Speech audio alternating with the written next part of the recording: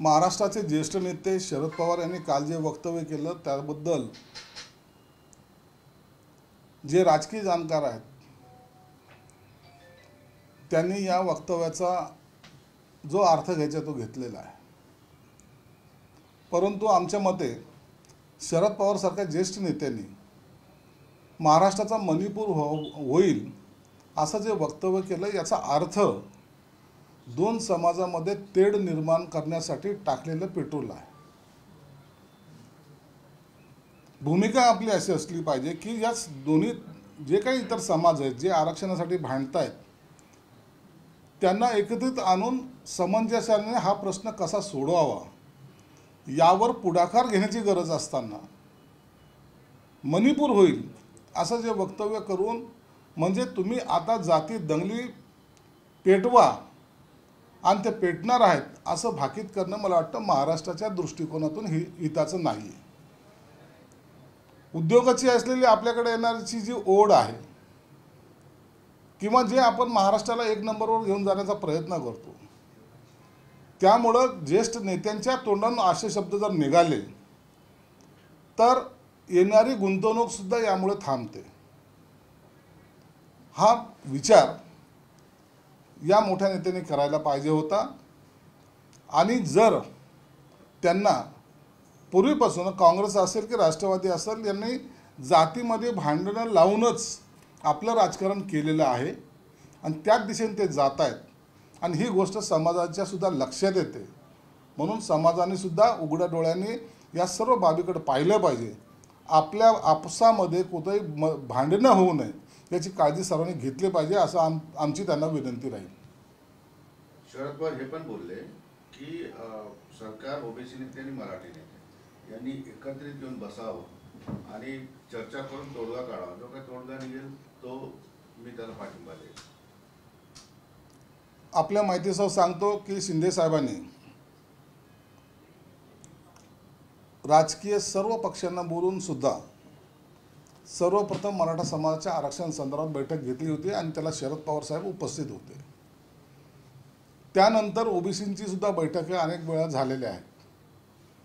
या दोन्ही समाजाच्या अनेक बैठका आणि त्यांच्यासाठी नेमलेली कमिटी या सातत्याने घेत असतात।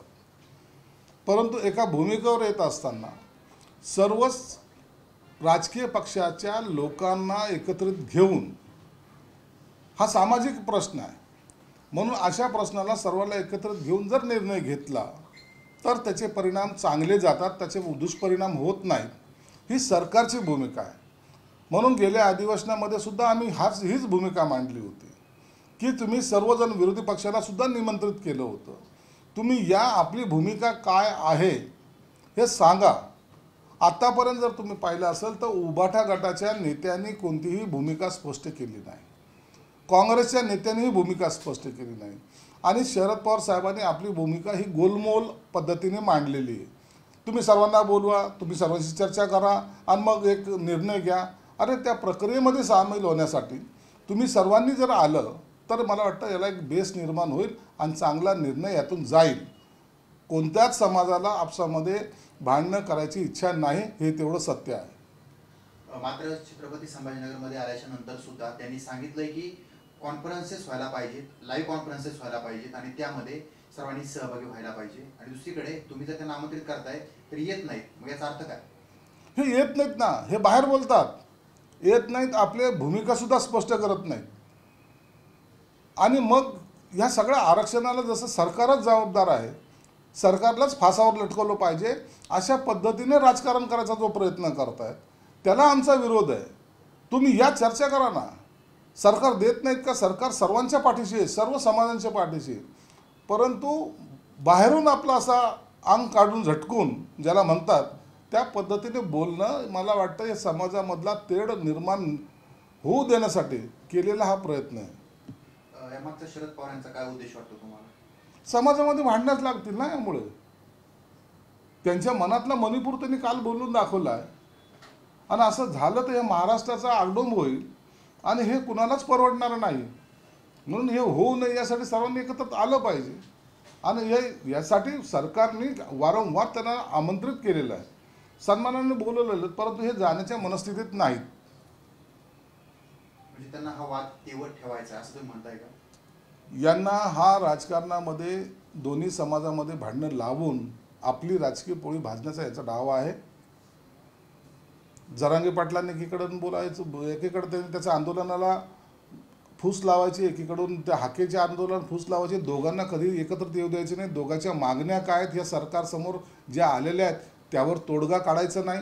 तोडगा निघाल तर यांचं राजकारण संपेल. मराठा समाजाला आरक्षण देण्यासंदर्भात त्यांची भूमिका काय हे कधी यांनी स्पष्ट केली नाही. ओबीसी संदर्भात त्यांची भूमिका काय आहे हेही स्पष्ट करत नाहीत. आणि आम्ही जे करतोय त्याला जे चांगलं काम केले, कुणबी समाजाची जे काय कुणबींची जे काही नोंदी आम्ही सापडवल्या त्या द्यायचा प्रयत्न केला आहे. 10% आरक्षण द्यायचा प्रयत्न केला आहे. ओबीसी समाजाला सुद्धा कॉन्फिडन्स देण्याचा प्रयत्न केला. या सर्व बाबी असताना यांना वाटतं हे क्रेडिट आता महायुतीला जाऊ नये यासाठी मग अनेक मार्ग चोखळून त्यांना आपसामध्ये कसं भांडव लावता येईल हा प्रयत्न या आघाडी सरकारचा आघाडीचा आहे. शरद पवार बोलताय त्याचा अर्थ तुम्ही सांगताय, पण दुसरीकडे प्रकाश आंबेडकर यात्रा काढतायत, दुसऱ्या बाजूला हाके असतील वाघमारे यात्रा काढतायत. या सगळ्या गोष्टी तुम्ही देत नाही म्हणून हे सगळे फायदे घ्यायचा प्रयत्न करताय. मराठ्यांना आरक्षण देण्याबद्दलची भूमिका काय, वेळ ठरवून गेलेला आहे आणि जसा जसा वेळ वाटेल याच्यामध्ये विध्वंसक भूमिका होत राहील. सरकार सुद्धा जबाबदार वाटत नाही का? मराठा समाजाचं आंदोलन जेव्हा सुरू झालं हे आजचं आंदोलन नाही. गेल्या 40 वर्षापासून वेगवेगळे आंदोलनं मोर्चे मराठा समाजाने काढलेले आहे. परंतु त्याची दखल मानावी तशी या महाआघाडीच्या सरकारने कधी घेतली नव्हती. काँग्रेस राष्ट्रवादी सरकार असताना त्यांनी कधी घेतली नव्हती. आणि मराठा समाज त्यामुळं अत्यंत व्यथित झाला होता की आपल्या आंदोलनाची कोणी साधी दखलसुद्धा घेत नाही. 40 वर्षाच्या कालावधीनंतर जेव्हा शिंदे सरकार आलं त्या टायमाला खऱ्या अर्थाने याची दखल घ्यायला सुरुवात झालेली. याचा परिणाम आहे की ज्या जुन्या नोंदी होत्या त्या सर्व आता बाहेर यायला लागल्यात. आणि त्यामुळं जे मागासलेले काही मराठा समाजाचे लोक होती त्यांना आता कुणबीचे सर्टिफिकेट मिळालेत आणि त्याचा बेनिफिट आता त्यांना मिळायला सुरुवात झालेला आहे.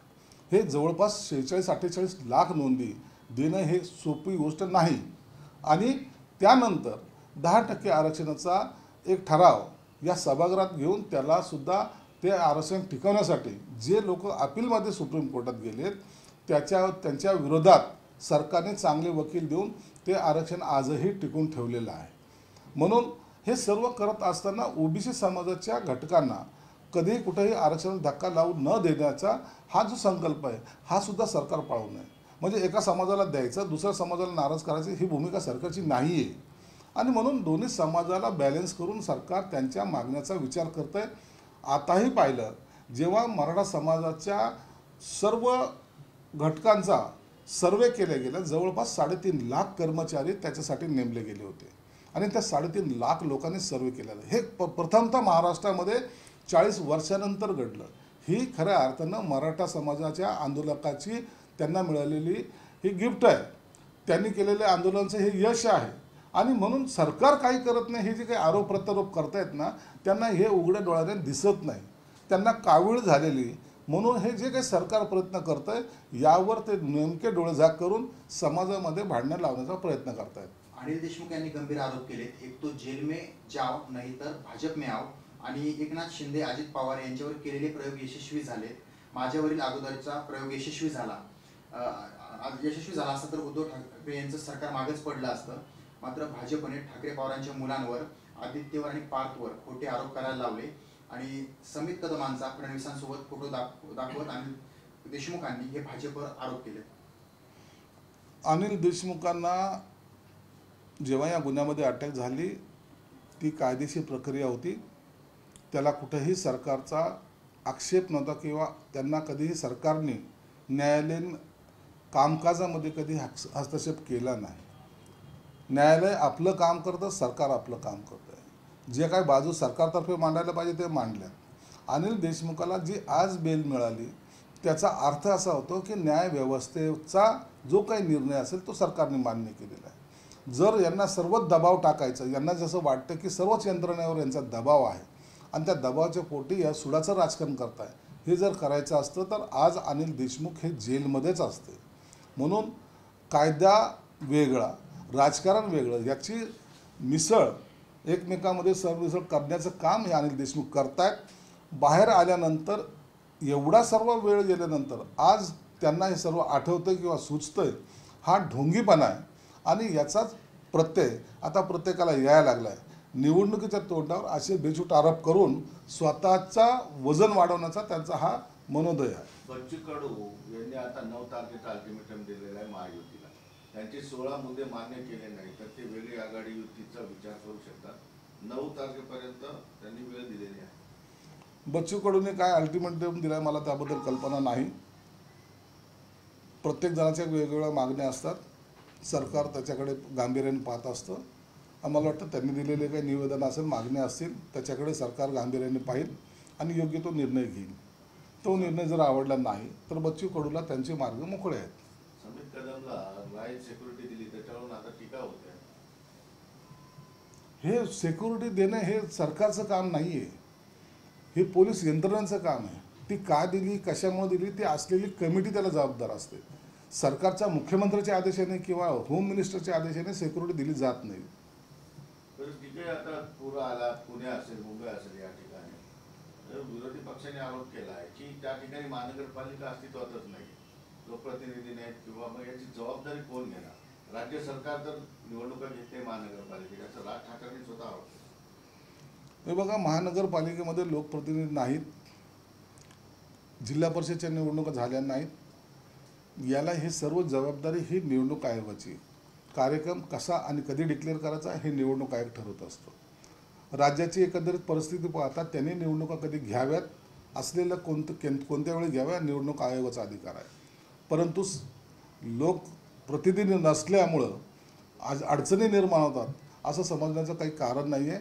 यासाठी सरकार गांभीर्यानं प्रशासन आणि असलेल्या महानगरपालिकेचे प्रशासक किंवा जिल्हा परिषदचे असलेले CO आणि सरकार हे दोघंही या पूर परिस्थितीकडे गांभीर्याने पाहत आहेत आणि दिवस रात्र त्याच्यावर वर्किंग चालू आहे.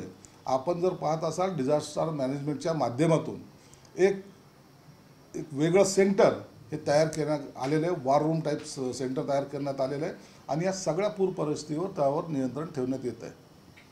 भाजपला ठाकरे पवारांची पुढची पिढी अडचणीत आणायची होती. आदित्य ठाकरे, पार्थ पवार यांच्यावर आरोप करण्यासाठी दबाव निर्माण केला गेला आणि भाजप फडणवीसांनी लहान मुलांचा राजकारणासाठी वापर केला. अनिल देशमुखांचा ठाकरे पवारांच्या मुलांबाबत नव्यानं मोठा आरोप आहे. नाही ना, तसं काही नाही आहे. मुलांवर आरोप करून किंवा मुलांना कैचीत पकडून राजकारण करणाऱ्यापैकी आम्ही नाहीत. यांच्या स्वतःचीच नैया डुबायला लागलेली आहे. यांना स्वतःचंच अस्तित्व गमवायला लागलेले आहेत. म्हणून आता हे दुसऱ्यावर आरोप करतायत. हे असं मुलांच्या खांद्यावर बंदूक ठेवून पक्षावर निशाणा साधणाऱ्यापैकी आम्ही नाही. काही लोक इमोशनली वातावरण तयार करून जी आपली पोळी भाजू इच्छितात ते त्यांची पोळीसुद्धा आता जनता त्यांना पोळी भाजू देत नाही, हे तेवढं सत्य आहे.